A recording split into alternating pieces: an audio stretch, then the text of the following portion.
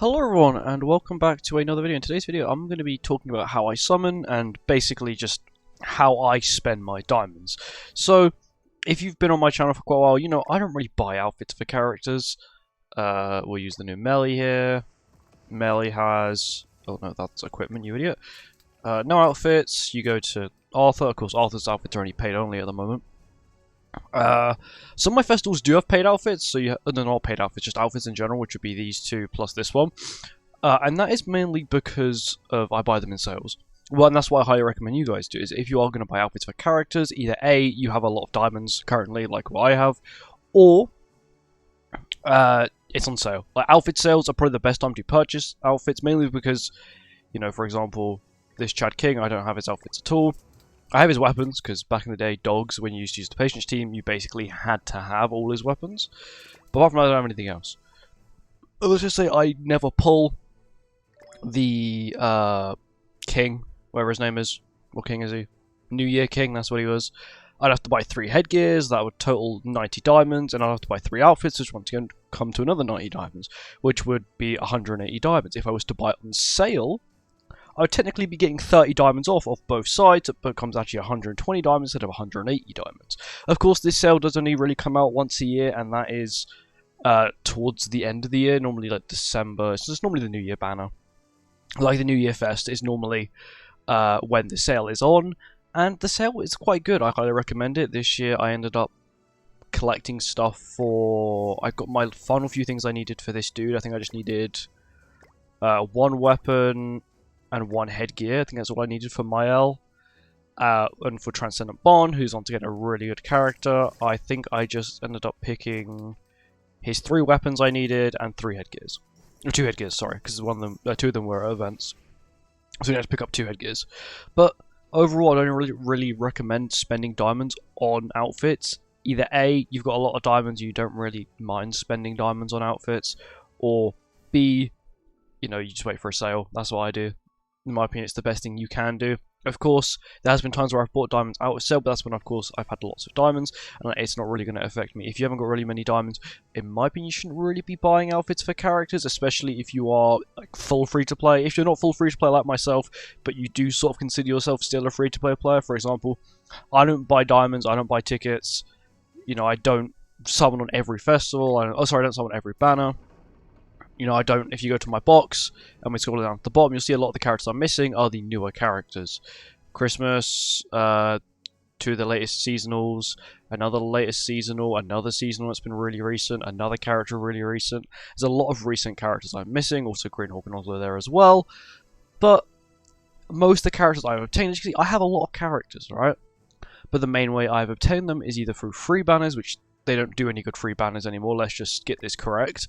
They haven't done a good free banner in a while. What I mean a good free banner, I'm comparing it to Fever, which came out with Perk Bond and has never come back since. It was basically a banner where it was like a 7% banner, you had a chance, you could basically summon on it every day for free, plus then when you reach certain milestones in Bond's banner, you then get another free multi on top of that. And the banner was like 6%, it had like all of the seasonals at the time on it, which is insane. Because nowadays, if you were to look at the bottom of my box, a lot of the seasonals just sit there because I just don't care about them. You've got people like, you know, these Monos, these Easterns, this Roxy, right?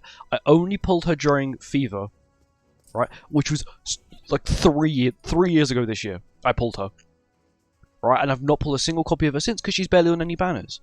And in my opinion, the way that they can fix the game is either A, make more banners that have these old seasonals on it and make them free, or just make it so there is a constant way to get these seasonal characters. If they're really old, they're super out of date, make a way so they can continuously be obtained. Because to a new player, you're not going to be able to obtain her unless you summon on a specific seasonal banner, and she may only come out, you know, once a year on that seasonal banner because it's like a summer seasonal. But then she's gone. But then she's gone for another year. It's sort of like, it's like as exclusive as collab characters sometimes. Well, that's how it feels, at least. But now on to how I spend my diamonds. Firstly, I'm going to lay out my opinions, and I'll give my reasonings behind it. Of course, this whole video is basically just me sharing my opinions on what I do. You always summon on festivals, because festivals always have so much value for new players, for old players, and of course, unless you're an extreme whale, then the banners sort of lose value. But if you're an Extreme Whale, I don't think you'd be really watching this, my guide on how I summon as a semi-free-to-play player, because you know, you probably have a lot of these characters 6/6. So once again, if you're a newer player, it doesn't even matter if you don't even have the full team for it. It's still good to pick up the characters, because the team now may not be the team for that character permanently. So for example, you know, LR Escanor used to have Blue Roxy in it. Blue Roxy is no longer on it. It's now the new Arthur, sort of thing. And people may not summon to Roxy, they may not have Roxy. I've only recently just started to get copies of Roxy. She's only 2/6, but these banners have a lot of value. And mainly for different teams as well. So yeah, you know, you have these 3 humans here. They all have very good CC. Arthur having the high CC currently in the game. You've got Transcendent Bond, once again, insane support character. A good damage reduction, good HP boosting, insanely good DPS. You know, he's a very good character. He also works with Sins as well. You've got Escanor, who isn't really stuck to a race. Still very good character. You've got Margaret as an LR variant. Really good for PvE and PvP. You've got Purg Melee. You sort of fell off. Probably, in my opinion, the worst banner on this festival in terms of value at the moment. Of course, if you don't get Demon King, if you didn't get DK Melee, and you are a new player, Purg Melee will probably be your best option. Of course, you may have got a Trade Melee for free a little while ago. But if you don't have DK, Purg is your next best thing. Esterosa, once again, super good for demons. He is stuck with demons and commandments, but overall, once again, super good character, lots of value. You have Executioner Zeldris, which is a rare one to see on banners nowadays, mainly because he is very old. He did drop, I think he was on Global. He dropped like May. He dropped May 26, 2021, because that was my birthday. I remember summoning for him on my birthday. But yeah, he is once again a rare character to see in these banners. Brynhild, once again, very good. Green Sorrow fell off quite a bit. His link is still used to this day, but yeah, that's really it. Red Tarmiel, once again, super good link to this day, and is quite good for PvE. Red Freya is, once again, a really good PvE character. He's got a half-decent relic. Green Charmer, he's okay. Of course, these two are limited to demons. He's limited to Unknown and Rag. Seasonal Ludo, that isn't actually... I think he's locked to Goddesses, right? But he's not actually too bad. PvE character, Roxy, once again, good DPS. If you don't use her DPS, she's a good support character. What I mean by that, I mean her link. She has like the Unity thing, which is actually quite broken. This Liz, bulk CC. Tyr, once again, got really good Unity, as well as being a really good DPS for the Unknown team and Rag team. Green Freya, once again, Rag, Unknown team. And can also be a replacement for Red Freya if you don't have Red Freya for, whatever it's called. Nidhogg, that's what it's called. And once again, Nidhogg character, and then current goddess support. And with that, this banner has a lot of value. And not many banners, or let me rephrase that, not many banners that are not festivals have good value unless they're collabs. Because some collabs have a lot of good value, especially because most of the collab characters nowadays are much better than what they used to be. Since the release of Overlord and Tower of God, the characters have been quite good. Taking Zahard is like, he can be good. I'm not saying he is good, I'm saying he can be good, but the other two, Yuri and Grace, are once again super good characters. And of course we had Overlord, which in my opinion has now set the gold standard for collabs. We're talking 4 usable characters day 1. Corcutus, PvE. Schulte, insane DPS. You know, you've got Albedo, insane PvE, PvP character, and you still see her now and again today in today's meta. And of course Irons, he was good, but unfortunately you do kind of want him 6/6 to be good. But apart from that, his DPS is actually still quite good, even at 1/6. And normally those banners don't normally contain the other best like characters. Normally, like the banner will sort of look like the free banner, which will sort of like this. This will be like the other characters on the banner when like it's a collab or something. But yeah, it's okay. You're already summoning for the collab characters. But then you have like the seasonal banners. For example, like you know, the New Year King, Valentine's Day Queen Diam. Like they can be good, and we do get a free multi on them. So if you pull them from the free multi, they're quite good, but they are not worth you're going a full rotation to get, because that's how I calculate things when I'm going for characters, and this is how I recommend you calculate it, is you go by rotation. You don't be like, oh, I've got 600 diamonds, I'm going to pull them, let's already make gear for them. My friend ended up doing that and not pulling the character a few times. He said that happened to him before, where he's made sets for characters, not had enough to do a rotation, and not been able to pull a character. And then he just had some random gear sitting in his box because he thought he was going to pull it, because he got overconfident. Once again, this game has a form of gambling in it, which is of course summoning, which means you can't guarantee you're going to get the character. I'm super lucky with collabs. I'm actually going to go over how I summon on collabs. What I do is I get 1 copy of every character and I dip.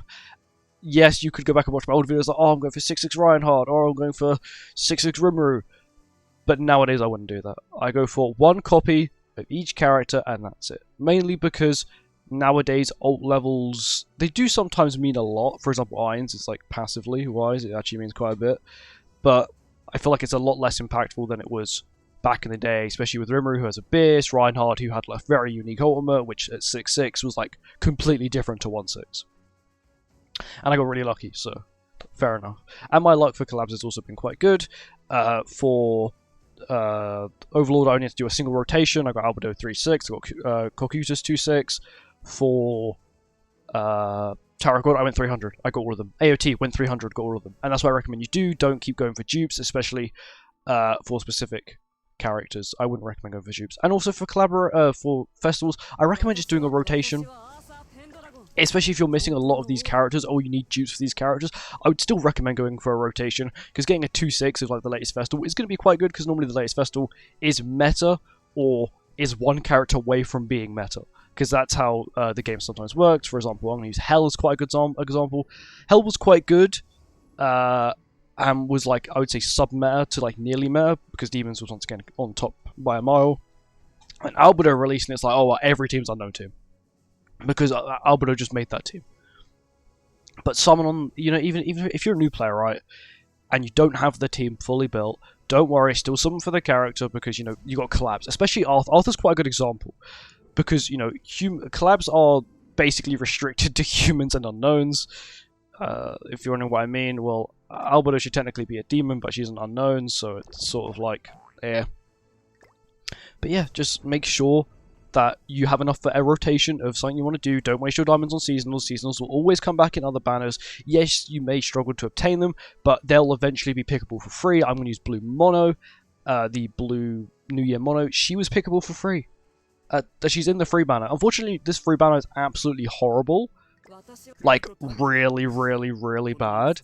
Like, you think, oh, I can pick a character at the end. No, you're just guaranteed a random character from this list of characters. Bear in mind, there's not many good characters on this banner. If you don't have Green Gotha's a good character if you don't have Green Gotha. Brinthild's good for dupes. This Elaine's quite good. And that's it. That's really it. Rag Diane, okay. Rag Lost Vein if you really want to use Rag Lost Vein. But, like, not many of these characters are good. Like, Mono's okay. But I don't think you really need dupes for her. Especially if you're a newer player. And she's not, like, the rarest thing to see on banners nowadays. But that's just how it is. And just don't go wasting your diamonds. It's not worth it. Especially if you don't spend money on the game, don't waste diamonds on outfits, don't summon on, you know, random seasonal character, unless of course you want it. If there is a character that comes out, that, for example, Tyr was a 600 diamond banner, I got one dupe of him, I was like, okay, cool, I'm out. Actually, I got two dupes. I got one at 30 and then one at 90, and I dipped. Because that's all I needed. I only wanted one dupe of him. And if characters are busted like that, or they're PvE based, these are my two, like, rules that break everything. Two criteria that has to be met. Either they're PvE character and they're completely busted, so that would be a Demonic Beast character, that would end up being Red Margaret. Red Margaret was really good. You've got Tonar, who was a 242 dogs character, which was actually insane at the time. You had Freya. I went 300 and got Freya, but that was because she was actually quite good for dogs. I thought she was going to be like a good dogs character, but then she was actually for Nidhogg, which was quite lucky, to be honest. Jormungand, Blue Magelda at the time, it was actually really bad, so I didn't actually pull for her. But in the end, she was actually quite good for it when she got a relic. But yeah, just make sure you don't waste it. Also, all meta-breaking characters, like Tyr. Tyr's super good, absolutely meta-breaking. I also got Green Freya as well, but once again, I got her really lucky. I got her in like 200, I want to say, or like 300 I pulled her.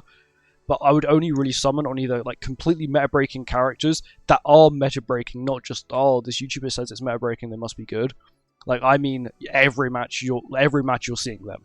Then yeah, go for it. That's exactly what Tyr was. On release, every single person was using Tyr, because Tyr was out of this world busted. Right, and all PvE characters. They're the two like exceptions I have. Broken like in PvP and PvE, which is what Tyr was, or really busted PvE character built for a specific thing, like a specialist Demonic Beast character is what I call them. That being Red Tonar, Magelda, Jormungand, and Freya / Red Margaret. But that's it. Just don't waste your diamonds on stupid things. Summon on festivals, even if, you know, you don't have the team already built, because the character may come back into the meta. And, you know, especially with the current festivals all being UR, I wouldn't skip them. Like, yeah, you may see people saying, oh, you know, well, I don't have humans built, it's not worth it. Just summon it. Just summon still. You can even with this banner alone, if you get lucky, you can build a B-Tech humans team. Right? And let's be honest, Arthur makes up 90% of the humans team himself with Barn. If you put Barn and Arthur on a team, you can fill in the slots. You know, you can put Executioner Zeldris back and then put someone else in the front. You know, you can even put the Ultimate 1 in the front if you really want it. But don't waste your diamonds. Don't buy outfits unless you really, really want them. And only get one copy of collaboration characters. Unless you want to simp them, then you do your thing. I ain't going to judge you there. And I'll see you next one. Goodbye.